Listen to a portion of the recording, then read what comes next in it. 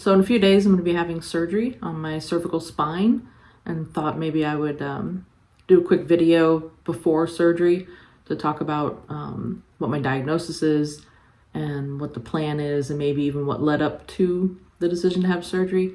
And then maybe document after that, the day of surgery or the day after, depending on how I'm feeling, and maybe kind of do some quick videos as I progress into recovery, maybe in a couple days, a week, 2 weeks, a month, something like that. I thought maybe it'd be helpful for other people out there that are maybe going through the same thing I am, because though I tried to look, I didn't see a lot of videos or people kind of providing information on exactly how they were feeling or what they were going through pre and post surgery.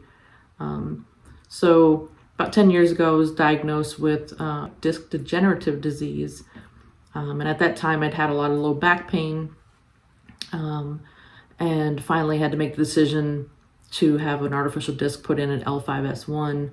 I did wait a little too long for that. I was very nervous about having surgery in my lower back, especially at a young age. At that time, I was probably about 37, 38. It was a big decision to have surgery on the lower spine. By the time I finally did it, I did have permanent nerve damage, but the good news is the pain was completely gone. No more bone spurs, no more bone-on-bone pain, and I maintained range of motion by having an artificial disc and no fusion at L5-S1. So that's been going great for several years, still pain-free 10 years later. The downside is that this degenerative disease, unfortunately, has taken its toll on my cervical spine. So recently I was having some shoulder pain, headaches, numbness in the arms and hands, and pain in the neck area as you start to head down towards the back. And I just thought maybe I was getting old, that maybe I just overdone it, lifting something. I just didn't know until I went to see my doctor. We thought we'd pulled a muscle. She thought I pulled a muscle. So she gave me some muscle relaxers, which didn't really do a whole lot. Didn't take away the pain. Definitely didn't take away the numbness and the other issues.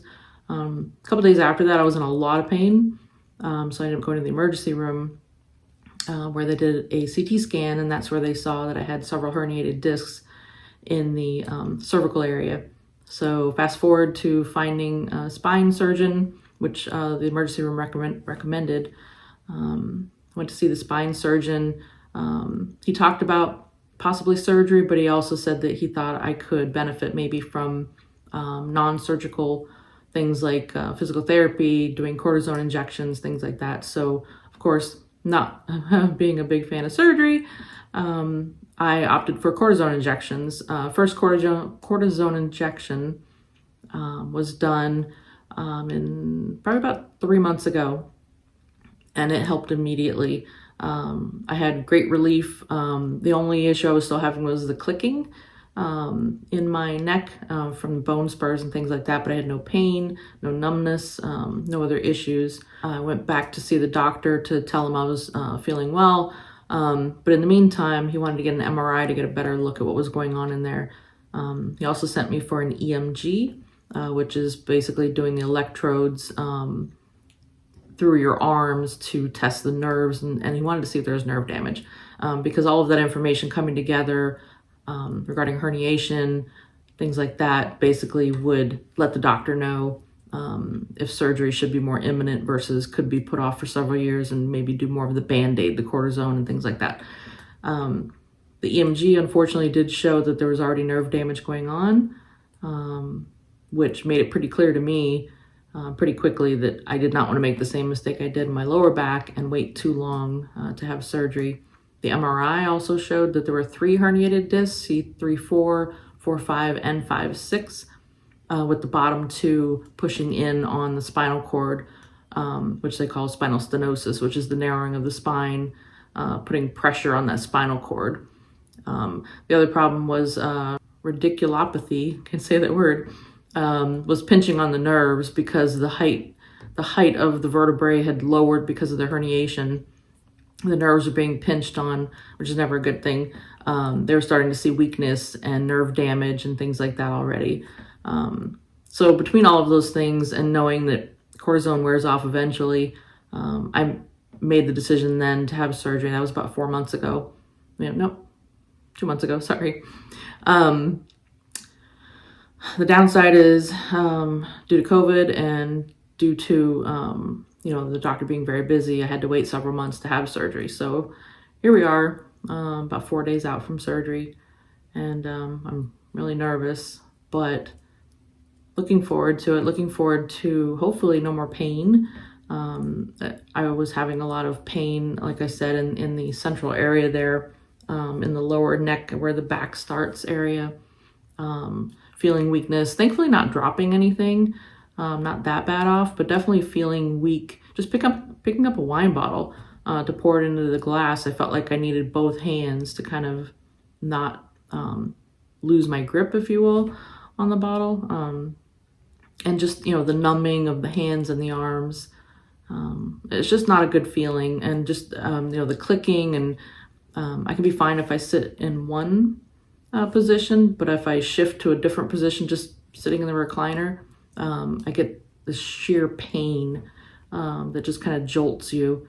And you definitely want to move and find that comfort level again.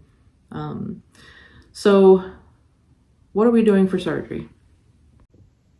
So the type of surgery I'm going to have done is called a hybrid. Typically people have disc replacement or they're fused. And in this case, they're going to do a hybrid surgery, which involves both. It involves artificial discs, and then it involves a titanium cage, and I'll show you. So here you can see on the left a diagram of C3, 4, 4, 5, and 5, 6. So 3, 4, and 4, 5 are where they will put in artificial discs to help maintain mobility. And then over here on the right, you can see what one of the artificial discs looks like, and that they'll be removing the old disc material in between the vertebrae and adding in these artificial discs. You can see by the picture, you can kind of tell that they help maintain mobility, and that's kind of the idea here. Further down here on the right, you can see this is the 3D titanium, 3D printed titanium cage that they will put in between the vertebrae at C5, C6. So in between those two vertebrae, after they take out the old disc area, and then they will put in, as you can see here, you can see the titanium cage in there, and then now they put on a small fusion plate just on C5 and C6, so that just that small area will be fused, whereas I have mobility up above. And this hopefully isn't too graphic for anyone, but I did find it on Medical News Today, cite my source.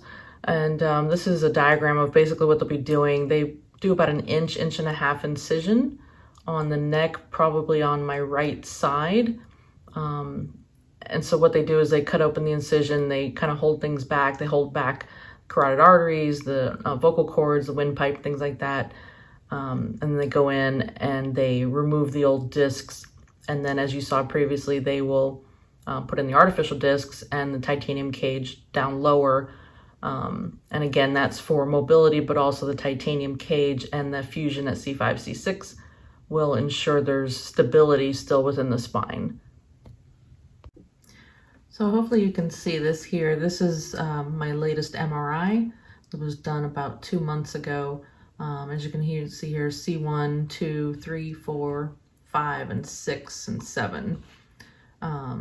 So this line here is between C5 and C6, and you can see that the disc is bulged out here, herniated and pressing in pretty well on the spinal cord here, which is running along here. And you can see up above as well, C4 and 5. This is C4, C5. You can see the disc is also bulged out here onto the spinal cord, as well as C3, 4, this disc here between 3 and 4. So just to give you an idea of what spinal stenosis looks like in a visual aid, this unfortunately is what happens when your disc bulges out and pretty much has nowhere else to go other than to impact the spinal cord, which is not a good thing. Hence the pain, hence all the nerve roots that are coming out through here as well are all being impacted, and that's what's causing a lot of the numbness, pain, discomfort, things like that radiate down the arms and even up over to the chest area. So hopefully that was helpful to see everything visually and to kind of explain what the terminology means and what things look like in pictures. So a couple days I'll be having surgery, and then I will hopefully feel up to doing another video, let you know how I'm doing, how the surgery went, and how the recovery is going so far. Next time you see me, I'll have a nice little scar here on my right side. Hoping everything goes well, and I'll see you on the flip side.